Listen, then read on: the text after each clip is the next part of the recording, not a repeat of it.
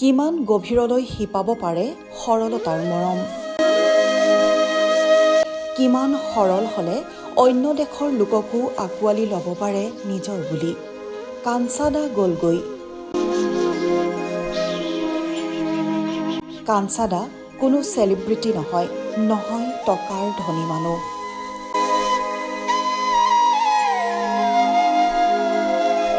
কিন্তু তাৰ পাছতো কাঞ্চাদা আছিল সকলোৰে আপোন।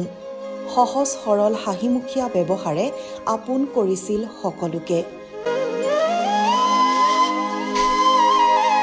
গোটেই শিৱসাগৰখনেই ঘৰ হৈ পৰিছিল কাঞ্চাদাৰ বাবে।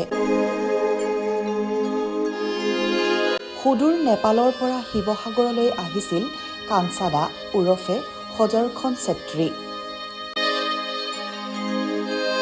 শিৱসাগৰবাসীৰ বাবে অতি মৰমৰ আছিল কাঞ্চাদা। শিৱসাগৰ চহৰৰ নাট্য মন্দিৰৰ সন্মুখত সৰুকৈ এখন তামোল পাণৰ দোকান দি সকলোকে আপোন কৰিব পৰা বহল অন্তৰৰ মানুহ আছিল কাঞ্চাদা।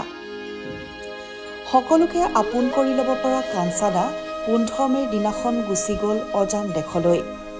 অবিবাহিত কাঞ্চাদাৰ আজি আদ্যশ্ৰাদ্ধ পাতিছে শিৱসাগৰীয়া ৰাইজে। শৈশৱতে নেপালৰ পৰা অহা মৰমৰ কাঞ্চাদাক আজি চকুৰ পানীৰে সুঁৱৰিছে শিৱসাগৰবাসীয়ে।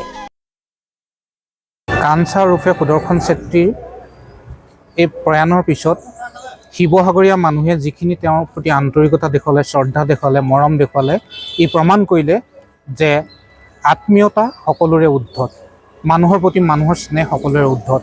কাঞ্চা এটা বৰ্ণিল চৰিত্ৰ আছিল, বিচিত্ৰ চৰিত্ৰ আছিল, কিম্বুত কিম্বাকাৰ কাম কিছুমান কৰিছিল, কিন্তু সকলো মানুহৰ লগত ভালে আছিল আৰু সকলো মানুহৰ হিতে কাম কৰিছিল। ক্ষুদ্ৰ ক্ষুদ্ৰ যিমানখিনি পাৰে সিমানখিনি তেওঁলোকে মানুহক সহায় কৰিছিল। আৰু শিৱসাগৰীয়াৰ গোটেই যদি আধুনিক আজি 30 বছৰৰ ইতিহাস লিখিব পৰা যায়, তেতিয়াহ'লে কাঞ্চাক বাদ দি পেলাই সেই ইতিহাস লিখিব নোৱাৰি। কাঞ্চা এজন সৰু সৰু ডাঙৰ মানুহ। কাঞ্চা তথাকথিত সম্পত্তি নাই, কিন্তু তেওঁ শিৱসাগৰৰ আটাইতকৈ আদ্যন্ত মানুহবিলাকৰ ভিতৰত এটা। কাঞ্চালৈ আমি প্ৰণিপাত জনাইছোঁ। ধন্যবাদ। আজি আমাৰ অতি মৰমৰ কাঞ্চাদাৰ আদ্যশ্ৰাদ্ধৰ দিন। এই আদ্যশ্ৰাদ্ধত আমাৰ শিৱসাগৰবাসী ৰাইজে, বিশেষতঃ নাট্য মন্দিৰৰ সন্মুখত সমবেত হোৱা কিছুমান যুৱকে অনুষ্ঠিত কৰিছে, পালন কৰিছে। এই আদ্যশ্ৰাদ্ধলৈ আমি যাক যেনেকৈ নিমন্ত্ৰণ জনাবলগীয়া আছিলে তাক নিমন্ত্ৰণ জনাব পৰা নাই। সকলোৱে যেন এই প্ৰচাৰ মাধ্যমৰ যোগেদি আপোনালোকক আমি জনাইছোঁ।